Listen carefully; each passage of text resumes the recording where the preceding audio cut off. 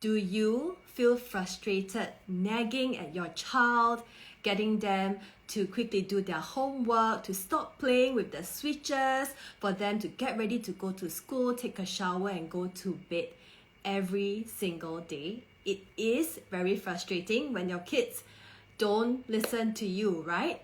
And you wonder, why are they not listening? Perhaps some of you will speak to the kids nicely to tell them, hey, you know, dinner is ready, can you come over? Or it's bedtime, do you remember your bedtime routine? You need to take a shower, right? You've done that, you've paid attention to what I shared, what other experts are sharing about positive parenting. But when you ask them nicely, all you get is silence or back talking, and no action taken on their part. And that's when it is really, really frustrating. And you think, okay, my kids are not listening, they are disrespectful, they should listen to their parents, they should follow instructions. And when they're not doing that, you get triggered, you turn into a T-Rex and you start yelling, screaming, nagging, threatening your kids to get them to listen. And well, they do.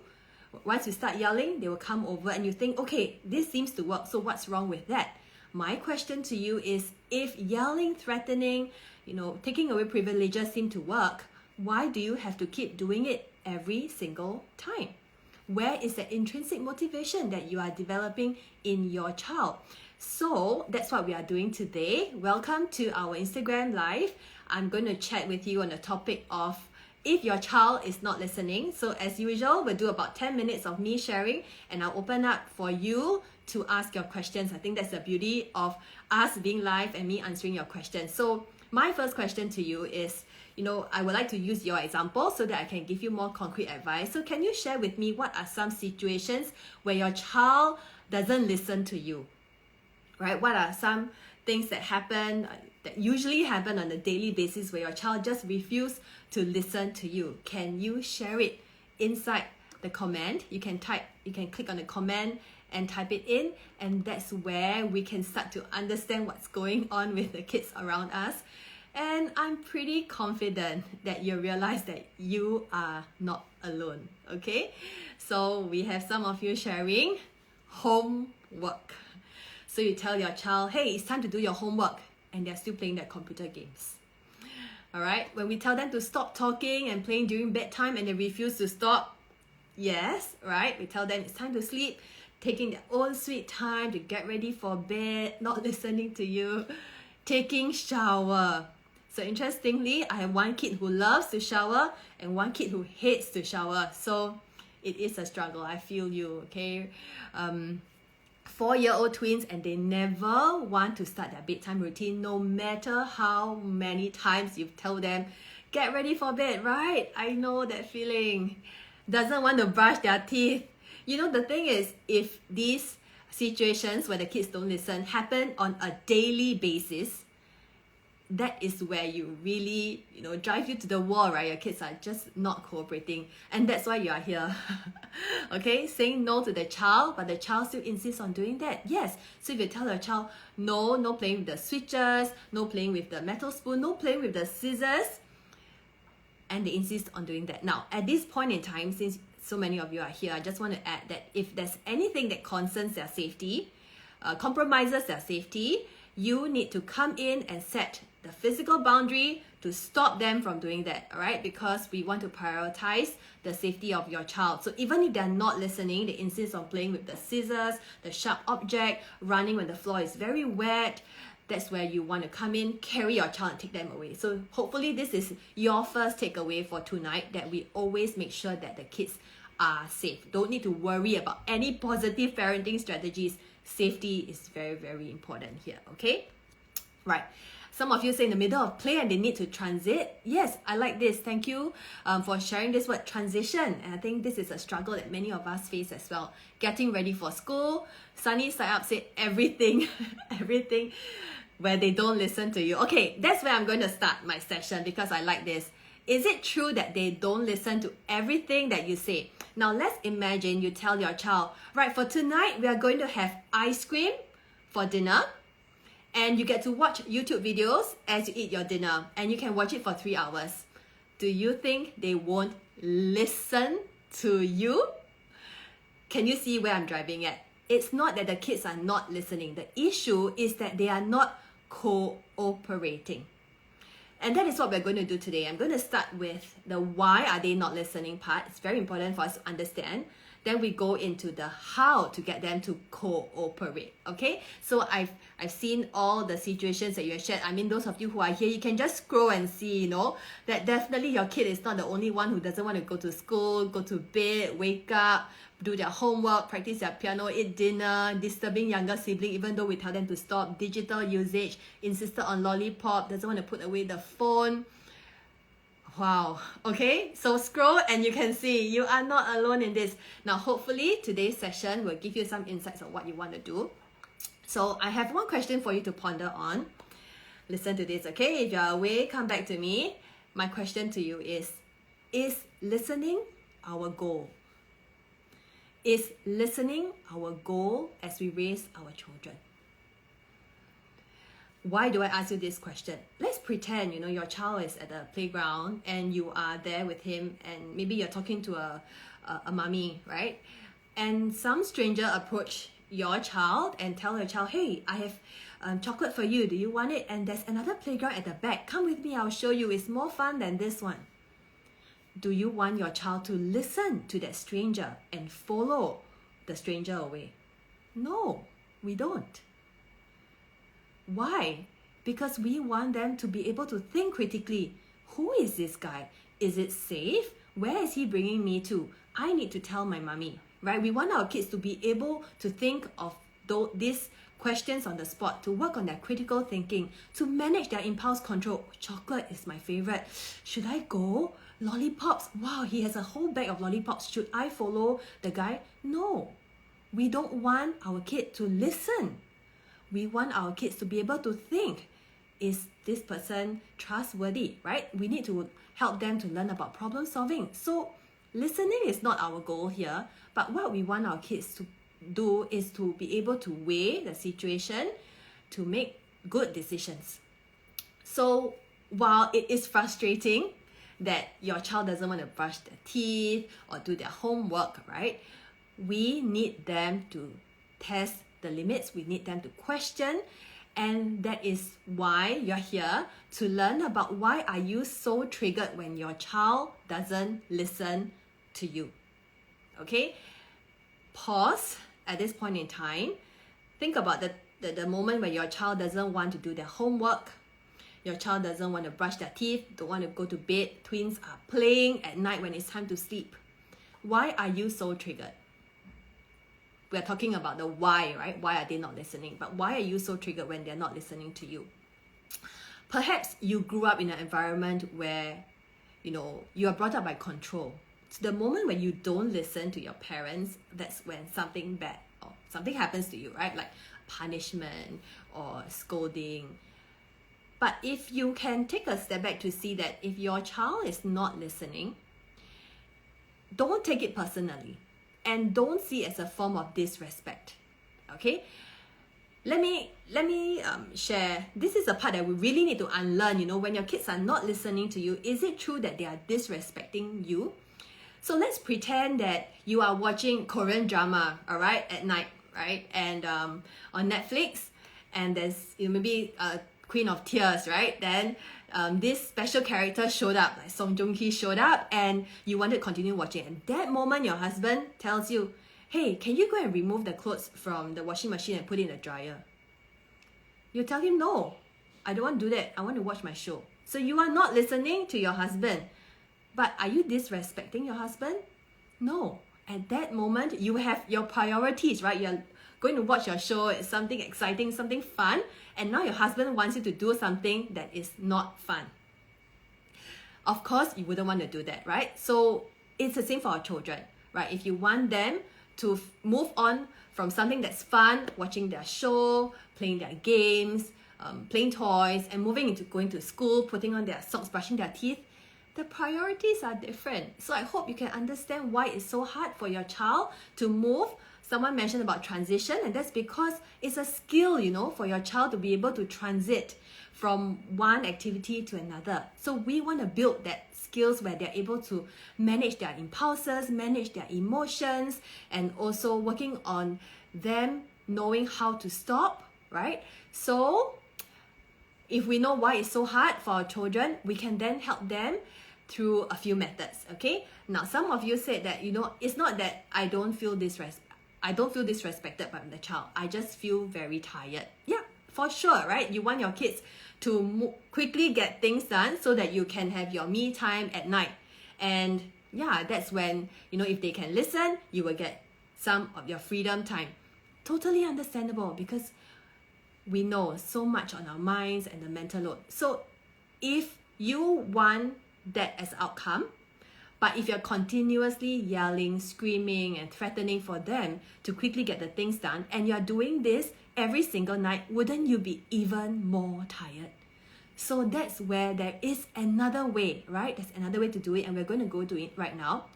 How are we going to get our kids to cooperate? Then we'll go into our Q&A. Okay, so get your questions ready. How are we going to get our kids to cooperate? I'll share with you what not to do first. Okay, no judgment here. It doesn't mean that whatever I share what not to do is something you've did and you're lousy or you're a bad parent. Really, we are all here to learn, and I can assure you whatever you've been thinking, feeling, or doing, right? I've gone through that as well. Okay, so firstly, what not to do. Don't take it personally. Your kids not listening does not mean that you are a bad parent. I repeat, your child's cooperation, right, is not a barometer of your parenting ability. So even if they don't listen, pause, breathe. If you've been attending my IG lives for a long time, you will know I like to use this peanut butter strategy, P&B. You pause, you breathe, tell yourself it's not an emergency. All right, the child doesn't want to brush their teeth. It's not an emergency. The child doesn't want to do homework. Homework is also not an emergency. Don't take it personally. A lot of times when your child tests boundaries, it's really more developmental than what you think it is. So don't take it personally. It's developmental simply because your child's job is to test limits and your job is to set the limits. If your child is not pushing limits, then we also need to be concerned, right? Why? Because it's their job to push the boundaries, to learn about how the world works. It's their job to say no to you, not listen to you, to observe what is your reaction. They are trying to get you into this power struggle. So what not to do? Don't engage in a power struggle. Think of it as them giving you a remote control and there are two buttons that says engage or enrich. Okay? So you don't want to get into this power struggle because nobody wins in a power struggle. You are the adult, and if you find it hard to manage yourself, it's harder for your child, right? We all have this hardwired need to want to be in control. When I say hardwired need, it means that it's innate in us. So everyone wants to gain power, but if you and your child both want to win, then it won't end up in a very good situation, okay? So I said don't take it personally. Second thing, don't engage in the power struggle. Don't take the bait, right? Number 3, of course there are a lot more, but number 3, don't shout and don't talk to them from a distance if you realize that you can never get them to listen to you. Why? Because when you shout, when you nag, you are teaching them that they don't have to listen to you until you shout and nag. But if you are able to, this is what you're going to do next, okay? If you're able to work on the relationship you have with your child, I want you to teach your child, discipline your child through the relationship and not through punishment. Okay? And how are we going to do that? I'm sure you've heard of the word connection before correction, and it is through connection that leads to their cooperation. If you want more connection, if you give them more connection, you'll get more cooperation. So when I say building connection, I'll give you some strategies that you can try tomorrow, okay? The first thing, when you build connection, imagine that you have a pair of glasses. I call this the curiosity glasses. So I want you to put on your curiosity glasses and observe the behavior that you see in your child. Being curious will help you not jump to conclusions. Being curious will get you to ask questions to understand what your child is going through. So when you are curious, you will ask your child, what are you doing? I'll give you an example. My son, when he's playing game, it's very hard, for me to get him to come over and go for dinner or do their homework until the day where I played the game with him. When I joined him in the game, I realized that, oh my goodness, we're not ending the game yet because we still have to fight this certain monster before we can reach a safe point. So if it's the middle of fighting the monster and my mother asks me to stop, I'm like, wait, can you let me finish this? But for an adult, I can say it, right? Actually, even sometimes I tell my husband, can you come over? He says I'm in the mid. He can't even tell me he's in the middle of playing his soccer match, right? So yeah, what you want to do, right, is to put on that curiosity lens to find out why is it so hard for the child to cooperate, right? Maybe because it's in the middle of the game, and it was only after I connected with my child, I joined in the world, I realized that, oh, actually it's not so easy to just stop at where it is. And that's how, when they set a timer, I will give a leeway of 1 to 2 minutes because I know it really is very hard, right? And another thing is, for example, when my kids were younger and I get them to come over for dinner and they're playing with their toys, what I will do, instead of shouting from afar, hey, can you come over, it's dinner time, which obviously no one will immediately stand up and say, yes, mama, we're coming over for dinner. No. So what I did was I go over and I'll look at what they're doing and I'll ask them, hey, what are you building? Say, oh, we're building a house for the dinosaurs. I say, oh, okay, wow, that's an amazing house. Well, it's a very big house though. Do you think you can finish it by dinner time? And they'll say no. I say, okay, then we'll say temporary goodbye to your dinosaurs and say we'll build a house when we come back. And that's where we go over for dinner. And that's how you can build that connection with your child to lead to the increased cooperation. Connection leading to cooperation. The more connection you have, the more they are likely to cooperate with you. Okay, so put on that curiosity lens, which also means you're going to ask questions like, oh, why are you taking so long? Sometimes we just jump to conclusions. Like, I remember I was at the door telling my daughter who left something in the room, I said, can you go and get the stuff from your room and come out immediately? We're going to be late to go to grandma's house. And I was waiting there and she's not coming out. So I said, can you hurry up? Why are you not listening to me? I told you to just get your stuff and come out, right? It turns out that she was in the toilet and she was doing her business. And I felt so guilty because I'm the one who didn't figure out what she was doing. And I just, judged her, started shouting at her when she is just she had got something to do before she comes out to meet me, right? So I'm sure there are certain times where you jump to conclusion and you yell at your child to get them to hurry up when actually they do have their side of the story as well. Okay, so I hope that you can put on that curiosity lens, ask them why. I will go into the examples so that I can give you more strategies to try. Okay, so I'm also not saying that, oh, we're going to let them do what they want, because when you are on their team, right, when you put on that curiosity lens, you are connected with your child, it's so much easier for you to then set your boundaries to tell them, I'm sorry, we're not going to play with the Switch, I'm going to carry you away, or homework is due tomorrow, so we're going to have to get it done, or screen time is up, or it's time to go to bed, right? We don't need to keep repeating if we have that relationship connection with our children. Okay, I know it's easier said than done. It can be really, really frustrating. So I would love to answer the questions that you have, and I will then throw in the context of how we can build that connection. All right, I know many of you are having a conversation inside the chat box because, right, when we speak in a soft tone, they're not listening, and when we raise our voice, the children will then start to pay attention. It's true, but I want to break this down further. Why is it that they only pay attention when we raise our voices?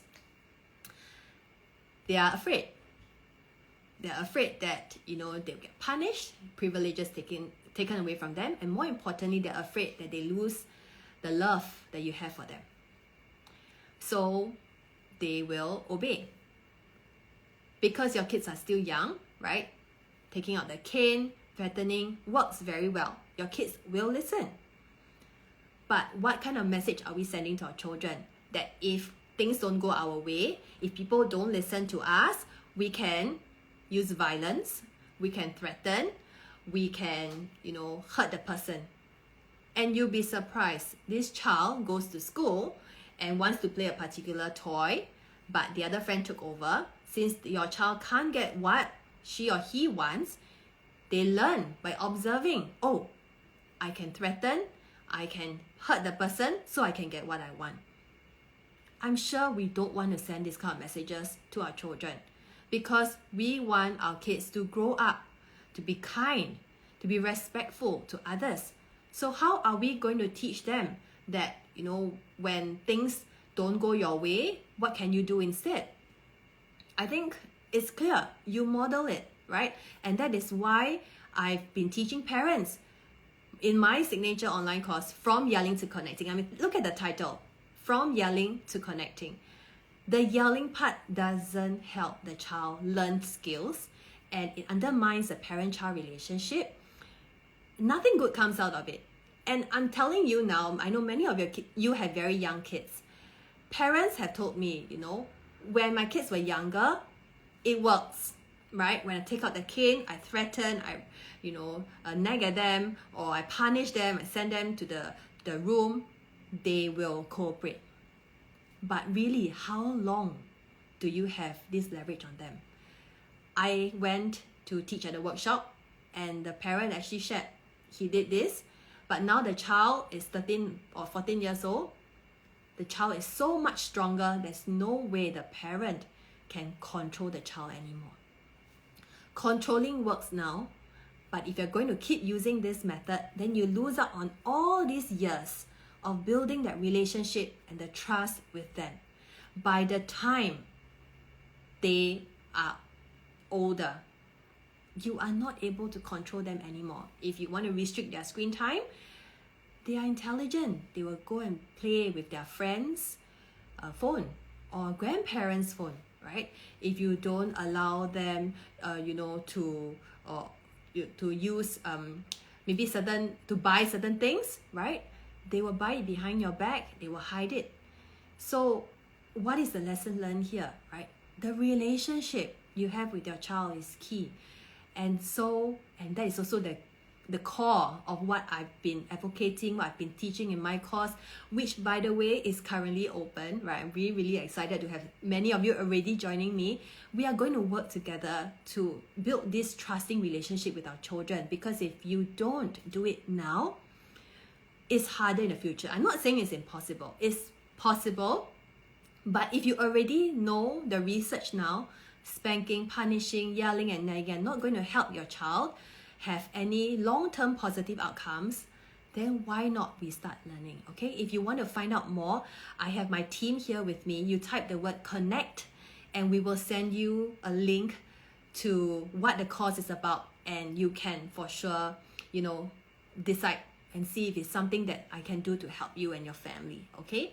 All right, so let's answer some of your questions here. I would like to answer the questions with exact context so that I can give you, okay, the example. All right, so let me just get you to type your questions, but I really like what are some of you sharing, okay? I think it works the same for adults. Lid Gani said, last time adults are ruled by fear, and you can see it clearly in the workplace, okay? So fear-based parenting is not going to lead to any good outcomes. We want our children to know that we love them unconditionally, and not that, at any time, because we can bring out the cane anytime, and nobody likes living in fear. Okay? All right. How if they keep asking extra time for screen time, how do we stop them? Okay, I'm really expecting this question about screen time, right? So typically, screen time is up, you tell them stop playing. They're not listening the first time round. You say, hurry up, I already told you to stop playing. You promised me to turn it off when 20 minutes is up. Maybe you already set a timer. Not listening to you. Do you want me to take away your screen time? Do you want me to throw away your controllers? Do you want me to turn off the TV? I'm going to count to 3. If you don't give it to me, I'm going to take it away. That is us trying to meet our need to be in control. Is it helpful? Will it teach your child better ways to hand over the remote control to you? No. Okay? So if they keep asking for screen time, I think we want to think about how can we teach them this skill effectively. And it's really not in the moment when they are having their screen time. The most effective time to teach is before that screen time, which also means that if your child is going to start, you need to ask them, oh, you're going to watch TV now. How much time are you watching? Okay, let's pretend that 20 minutes is up. What are you going to do? They're going to pass the controller to you, take the controller, or turn off the TV. All right, let's pretend and get them to do it. Now, does this mean they will keep to it? No, but it gives them practice. Now, before the screen time is up, I think it would be nice to have a little transition. So you can let them know, I will remind you 5 minutes before time is up. And you don't just shout out, oh, 5 more minutes, okay? Because obviously they're not going to listen to you. I will go to them, tap their shoulders, look at them in the eye and say, hey, 5 more minutes is up. 5 more minutes before the show is up. Can you tell me what Mama just told you? And they'll probably just rattle off 5 more minutes before time is up, right? Whether they really process that, maybe it's another question, that we won't know. But at least there is a transition phase for them. And when time is up, tap them, go to them, and let them know, oh, time is up. What do you need to do now? Okay? So this is how we can build the skills. And I know very often we are looking for quick fixes, right? We want our kids to immediately respond to the strategy that we try. But think about it, as with any skills, it takes time to learn, right? Even adults, we have difficulty controlling our own impulses. Like I asked you to stop watching another episode, but the show ends on a cliffhanger. You probably want to go on and say, okay, 12 midnight, I should sleep. But it's okay, I'll just watch one more episode. If it's so hard for you, it's even harder for your child. Okay? And of course, with screen time, there will be, you need to make sure that there are some rules and routine, having discussions with your child, what happens if you don't keep to the rules and all. This is a lot that I can go deeper into. But yeah, in general, you need to set your boundary. Let them know this is 20 minutes, I'm sorry. And also, don't be afraid of them crying or having any uncomfortable feelings, because that's part of learning emotion regulation as well. Okay? All right. Let me see. Trying to find your question. Okay, my child refuses to say sorry, thank you, or please. He cries whenever we ask him to say it. What can we do? Okay, so the child is not listening, right? We tell them, say sorry, say thank you, please. When we ask our kids to do certain things, these behaviors that we observe usually communicate something deeper. What is your child trying to tell you through their behaviors? Now, our kids don't have the words to use yet, and they need to learn. Again, another skill that takes time, right? To verbalize their needs and their discomfort. But if they refuse to say sorry, let me just choose one. Okay, let's say they refuse to say sorry. Could it be because they feel very anxious, or they feel very sorry for what they have done? Maybe they have destroyed a sibling's tall building block of tower, and you tell them, say sorry to your brother. They don't want to, and they start crying. Now, look deeper. It's really not about just that structure. It's the feelings that your child is experiencing. Maybe they feel that they're being shamed. They feel that, I've done something wrong. My parents don't love me anymore. It's very hard for them to get them to override that kind of big emotions to tell you, I'm sorry. And really, if you want a child to say sorry, you need to make sure that they mean it, right? So what you can do, connection comes in. So that's why I say about putting on that curiosity lens.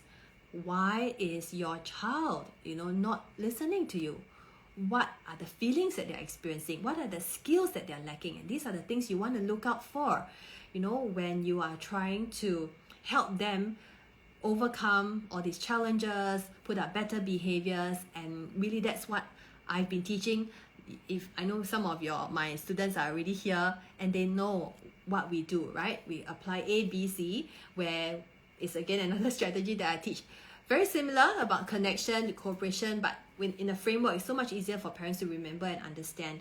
So really, being curious is one of them, right? Tomorrow, when you see your child, when they act out, when they're not listening, be curious. And how do you be curious? How do you put on that curiosity lens? You go find out what's wrong. Tell me more. Why are you not doing this? All right, so these are things that you can try. Okay, this is a very important question. Moving forward, how do we help our kids unlearn our old practices? For example, yelling and reboot the relationship. And I think, Iana, you're not the only one who have asked this question. Earlier on, I saw, is it too late? Parents are wondering, I didn't come across positive parenting.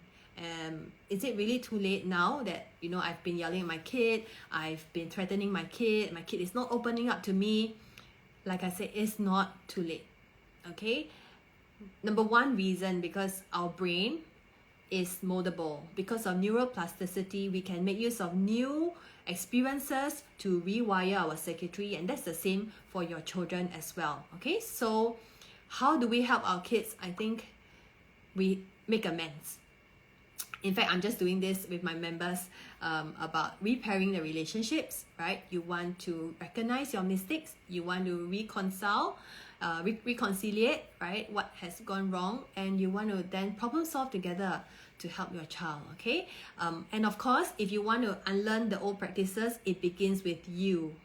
It begins with you learning how to manage your own triggers, being aware of what they are, and trying out, right? What are some ways you can stop defaulting to that yelling practice? And I'm very confident of helping you in this case, because I've helped over 1,700 parents, and we all figure out that when we can understand our children, why they are behaving this way, there's this huge mindset shift, all right? And also practical strategies.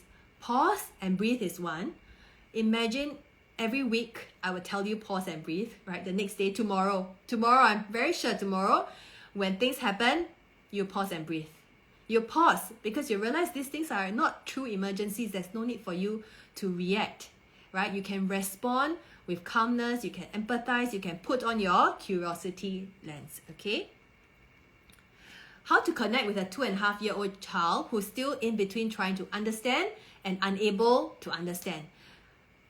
It is tricky because at 2.5 years old, maybe the child is not able to communicate yet. But I would like to add that receptive language comes before expressive language. I'll repeat. Receptive language comes before expressive language. So if you want your child to express, they need to take in, right, the words, the meaning, the tone. So I would say you still want to connect with your 2.5-year-old either by holding them. Physical touch is one that helps a young child feel safe, right? You might want to go low and slow with them, look at them in the eye. That's one way you can connect with them. You can use simple words like, yes, I know, I understand, you are sad, you want to go to the playground, you want to play with the scissors, right? These are ways to help them feel that you are on their team. I think ultimately, remember that you are on the same team as your child. So if you are teammates in a football match, what do you do with your teammates? You help your child, right? You don't punish your teammate. You don't scold your teammate and blame your teammate, but instead you help your teammate. And I hope that can give you a better analogy of where you stand as a parent. It's not you against your child. It's you and your child against the problem that you're facing. So you and your child against not brushing teeth. You and your child against bedtime routine. You and your child against homework. You and your child against broccoli, meal times, breakfast, going to school, putting on shoes and socks, choosing an outfit, choosing pajamas. You and your child are together on the team. Will work and help your child solve the problem. And it can be done. Your kids want to do well. They want to be good. They want to, be in your favor because they crave this sense of belonging and love from you. Okay? All right? Does it mean that setting boundaries before the activity, example screen time or even milk time at dinner time? I would say yes. It will be challenging to set a boundary during the activity itself. I will do it before. Okay, that would be helpful. Is it okay to say good job, thank you for listening to me after they behave well? I won't say good job because it's a bit vague, and I won't thank them for listening to me, but I will thank them for doing the right thing and knowing that they have made a good decision, a good choice. And you can tell them you could have ate the third bar of chocolate, but you understand what mama told you, too much chocolate, too much sugar is not good for you, and you didn't. And that is a very good control that you have, good self-control that you have. So that's where you focus on the effort that your child is putting in versus the outcome, listening to me. Because then they will see that if I don't listen to the adult, if I don't listen to my parent, I will lose their love. And that will also lead to how they potentially, I'm not saying will, but potentially become people pleasers because they realize that I need to say yes to that person and not listen to my body and sacrifice myself to get love from others. And of course, this is not what we want our kids to grow up to become, right? We want them to trust their instincts, to protect themselves, to set their own boundaries. And that's why setting boundaries is so important, because we're modeling how it's done, okay? All right. If you don't engage the power struggle, will children think of it as, oh, if I don't listen and reason it out with my mommy and daddy and they don't react, it's okay, when clearly it's not. Okay, let me reread this question. If you don't engage the power struggle, will the children think of it as, oh, if I don't listen and reason it out with my mommy and daddy and they don't react, it's okay? Okay, so let me clarify. When I say you don't engage in the power struggle, that's where you don't want to use your power to control the situation. But it's very important that you work on the connection part and then the correction where you teach them why they should do things certain way. So you set your boundaries. So for example, if your child doesn't want to drink his milk, right? And instead of threatening your child, where you engage in a power struggle to tell them, if you don't drink your milk, I will take away your screen time or take away your chocolate or your favorite sweets. That's engaging the power struggle with them. But what you can do with connecting with them to let them know, oh, you don't want to drink your milk, right? You prefer to drink Ribena instead. Does that mean you're going to let them take their Ribena? No. You're going to look at them in the eye and ask them, why is it that you don't like the milk? Is it yucky or does it taste funny? Because you'll be surprised when you start to put on that curiosity lens, you will learn a lot more about how the child thinks, and this develop their problem-solving skills. Do you know, now talking about milk, I remember I told my child that, hey, hurry up, drink your milk. And he's taking so long. And I realized the milk was spoiled. It was sour, and that's why he took so long. And if I didn't put on my curiosity lens and I blame him for taking so long to drink, he would have drank the expired milk. So other than connecting with them, right, that problem-solving part comes in to get them to tell you, why is it that they don't want to drink their milk and what can they do, right? So it's not just letting them have their way. If you can work out a solution with your kids, that would be wonderful. If they're older, if they're young, you can give them options to help them feel in control of the situation. Do you want to drink your milk, while mama sing Twinkle Twinkle Little Stars or ABCD or Row Row Row Your Boat or Wheels on the Bus? Okay, please don't make me sing Wheels on the Bus, okay, when you drink your milk. And if they say, I want Wheels on the Bus, okay, then you can sing Wheels on the Bus and they can drink your milk, right? So this is one of my favorite strategies, and that is to be playful with your kids, right? We are so fixated in them following instructions, getting things done, checking off our to-do list so that we get to go to bed early and rest or watch our Netflix. I totally understand that, right? But I hope we don't do this at the expense of the relationship we have with our children, the kind of childhood that we are creating for our children, for them to see that mommy and daddy are always singing songs with me. I remember the days where we will brush our teeth together, standing on one leg or acting silly. We want them to remember this and not, my mother is always nagging at me to go to bed. And that will help them, or maybe get them to think that, associate very negative feelings with bedtime. But that's not what we want, right? We want our kids to, learn that there are certain things that they have to do for sure, right? It's not that they can do anything that they want, but also remember, right? We are a team and we can grow together as a family, okay? All right. Let me see.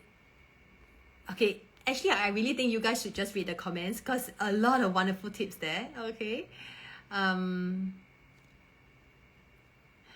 Where do you draw the line between connection and permissive parenting? Oh, I love this question. If I'm connecting with my children, does it mean I'm giving in to them? Pay attention, all right? When we connect with our children, we are saying yes to how they feel. But we are going to set boundaries because we are going to say no to their behaviors. Can you see where I'm driving at? We can say yes to feelings and no to behaviors. But permissive parenting is where you don't even set your boundary and you give them everything that they want. Why is it that you have to say yes to their feelings? Because all humans have feelings and all feelings are okay. Feelings give us information on what we are experiencing and they will encourage us to take action on what we can do, right? So I would say, please don't be afraid to set the boundary. And that's where positive parenting come in. I know many of you are typing the word connect. If you are here and you see that, why is everyone typing the word connect? And that is because I'm sending you the link, getting my team to send you the link to the course that I've been conducting over 3 years, over 1,700 families. Really, very happy to be able to help and change the way you guys are interacting with your children, building core memories with them and helping them see that we don't have to nag. Mommy is not a naggy mom. Daddy is not the one with the cane all the time. They can still learn boundaries. They can still learn lines that they can't cross at the same time while learning about being respectful, problem solving, being critical thinkers, and not just listening to all adults without thinking. Okay? All right? I can take 1 or 2 more questions. My child usually rejects physical connection when offered during meltdowns. What should we do? There are some children who prefer to have their own space. I mean, think about it. Maybe for yourself, right? You're very angry with your husband and your husband starts hugging you. They say, it's okay. Why are you so angry? It's not a big matter. Actually, for me, I would say stay away. Don't come near me. I really need my own space right now. I'm very upset and angry. I'm rejecting physical connection at that time, right? But when I'm calmer, I will appreciate that he sits close to me. And I think it's the same for many of us. So some of our children, they really don't like you to touch them, to give them that space. I would say it's okay. Let their child know, you don't want mommy to be touching you or being so close to you. I will be here, right? So you still want to be in close proximity. Actually, what you can do is to ask your child on a happy day when they are receptive, what do you want mommy and daddy to do when you're having a meltdown? Right? Of course, this is for the slightly older kids. And, they will share with you. I want you to hold my hand, or I don't want you to touch me. I want you to be close to me. Even if they tell you when they are during crunch time, they say, go away, I hate you. You know that they still need your presence, okay? My kids are 9, 7, and 5. So hard to get them to listen now. I don't think it's hard. I don't think it's hard to get them to cooperate. They are listening, remember? I think the cooperating part can be done, all right? Because your 9, 7, and 5 years old children are still learning, still growing, and all these experiences you're creating now, the changes they're making now, the repair, that you're doing will help them, okay? All right? Okay, I'm going to end off the session. Let me just choose one that I haven't quite answered yet.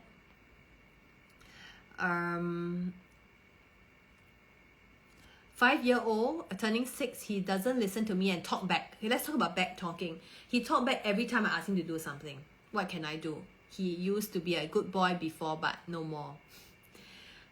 Firstly, what do you mean by good boy? This good boy means he listens to everything you say.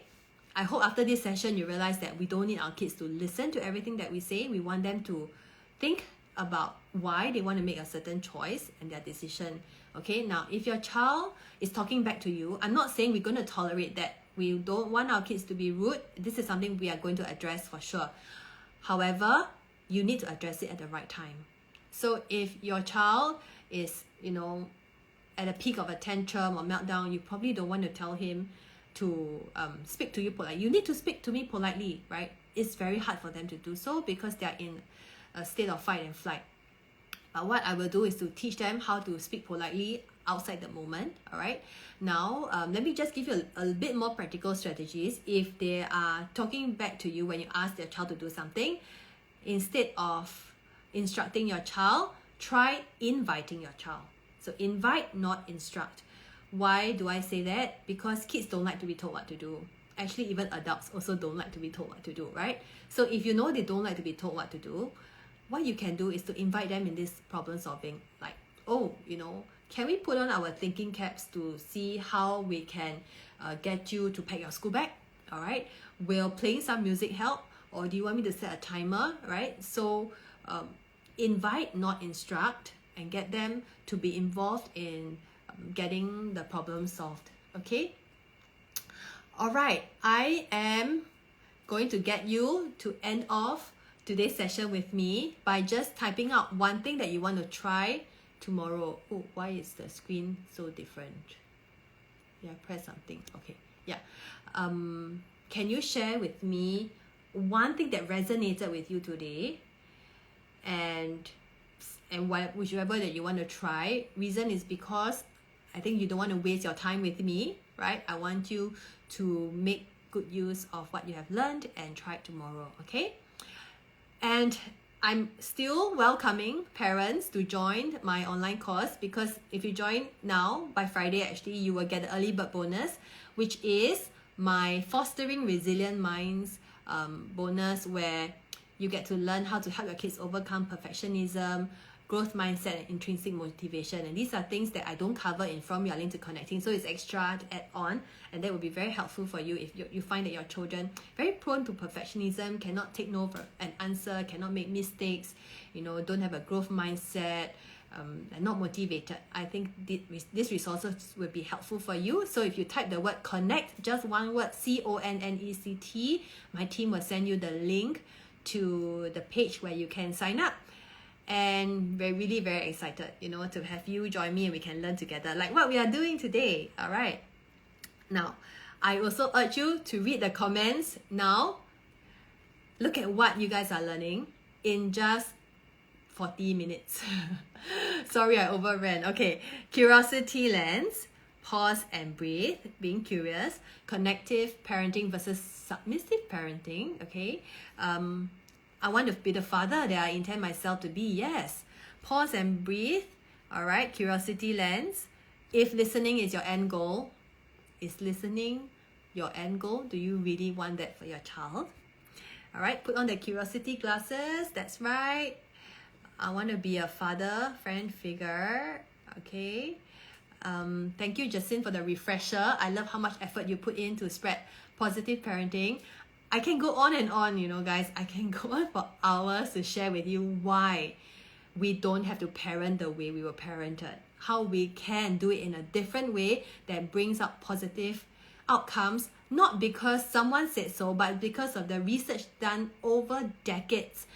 Children all over the world, authoritative parenting, which is what positive parenting is about, is how you can get your child to work on, learning about emotion regulation, problem solving, and teaching them how to stand up for themselves and how they can listen to their gut, their feeling. There's so much that our kids can learn through positive parenting if we guide them, okay? All children are listening. Thank you. It's not an emergency. Tell yourself tomorrow. It's not an emergency. Invite instead of instruct. Yes, invite them. You guys are teammates, remember? All right? Saying yes to the feeling and no to the behaviors. I need this as a reminder. Do not be too quick to correct a child's mistake. Yes, right? Listening versus thinking. Okay, yeah.